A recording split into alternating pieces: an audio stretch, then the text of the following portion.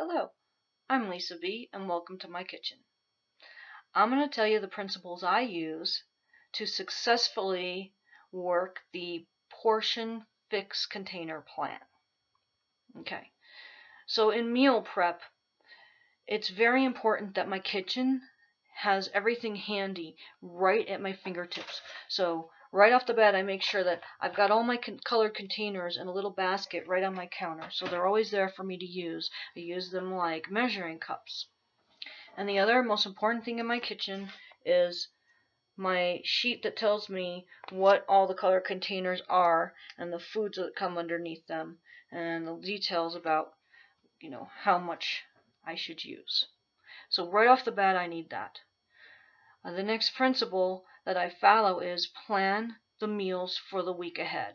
Well, obviously I need to make my grocery list, so I need to plan, what meals I'm going to have, and I figure out what am I having, what is my husband going to have, and what am I going to make.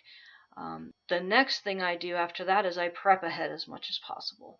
So if I want something more complicated, like a crock pot recipe, or, something where you're going to mix a lot of ingredients, especially right off the bat when you're new to figuring out the plan, a good idea is to use this cookbook.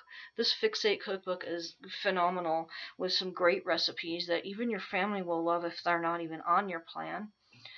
And so what my mom and I have done is on Sunday we get together and have a cooking day, and we'll take a few recipes from the cookbook and we'll create them and prep a lot for freezing. So when you prep a lot for freezing, make sure that you label them with how much each one costs. I consider like my amount of containers that I have are the amount I have to spend, and this is how much it costs to have the tomato basil soup. We love pasta. We made a whole bunch of macaroni and cheese, and right on it, and we freeze it in single serving portions so that it's easy to pull out of the freezer, throw in the fridge. If I've planned ahead, I could pull that out, pull something else out, and the more I have labeled and set into single sized portions, the more flexibility I give myself for staying on my plan as I'm grabbing things. Okay.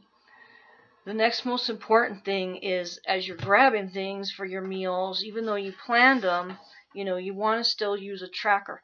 You can do your planning on your tracker.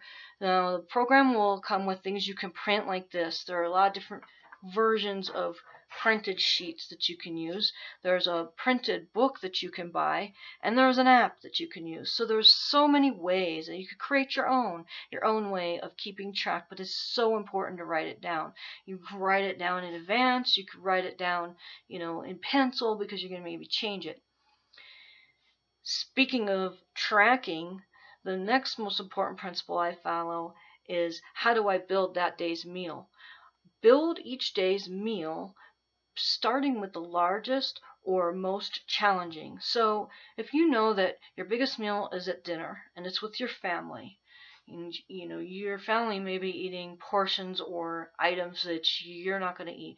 Okay, so the important thing to do is calculate how much are you willing to spend on that meal, and is that the choice you want to make, because you still have to fill out your other meals and you still have to account for your Shakeology, and that's one red container.